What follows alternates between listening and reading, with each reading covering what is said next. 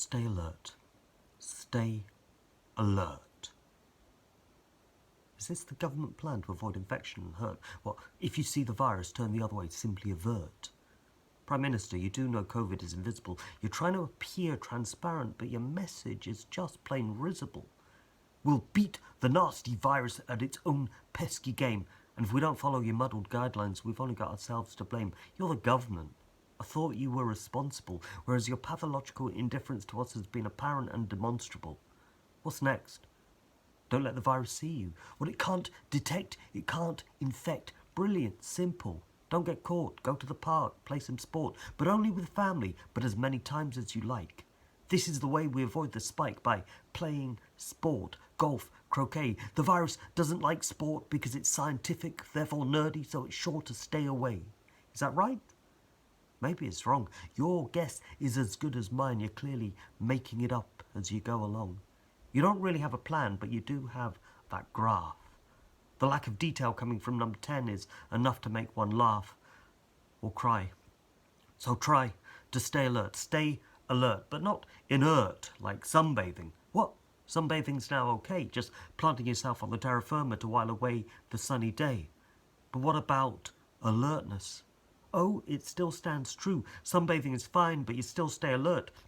So it's a combination of the two. Alert, sunbathing, in a heightened state of tension. One eye on the sun, one on the virus. And also, did I fail to mention, now is the time for vigilance. This microbe will take some beating. Yeah, I heard that too, but I also heard you missed that particular Cobra meeting. That is to say, I heard you weren't really in contact. When you became PM, what, did you think you'd try a 0-hour contract? Every time you open your mouth, there's another form of deflection. I haven't forgotten about your mandate, your sweeping winter election. But when you talk about key workers and how they can save the day, it kind of makes me squirm, because your supposed gratitude is not reflected in their pay. I guess they get paid in applause and thanks, which is better than money used to bail out the banks. Let us be clear, they get cheers one evening a week. They don't want financial remuneration, and even asking would be a cheek. Paying them properly would sully the whole affair. They don't do the work for payment. They do it because they care. Unprecedented times, new normal, game changer, but the Tory story still puts wealth before health, so maybe it's really not that much stranger. Stranger danger, virus danger, danger all around, probably something to do with Europe, or immigrants, I guess. Wait, you Tories like them now, they're giving their lives in the under-resourced NHS. Every time you rally the nation and voice your words of gratitude, all I hear is something about sacrifice and a rousing wartime platitude. V-Day, Berlin, the spirit of Dunkirk. You want to be a Churchill, but you're just a bumbling Burke. Meanwhile, we should stay alert but go to work if we can. See if we can drive there in a car or in a company van. But if you can't afford a set of wheels that are reliable and dependable, you're probably poor and so, what's more, ultimately expendable.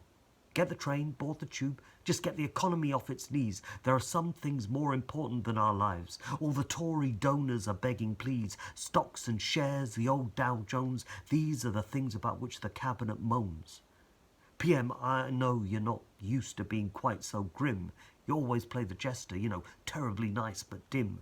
Who guessed a respiratory virus would not be easily beaten by a duplicitous lying populist who came up through Balliol and Eton? I can see you're doing your best. You just don't do humility. You always wanted the position, but just not so much the responsibility. We're looking to you, yet you're struggling to cope. We're coming down the mountain, but you haven't got a rope. You're the man to get Brexit done. You're the man who got the election won. If you want a slogan, I know that you've got plenty, but COVID-19 won't be defeated by jingoism, apparently. Stay alert.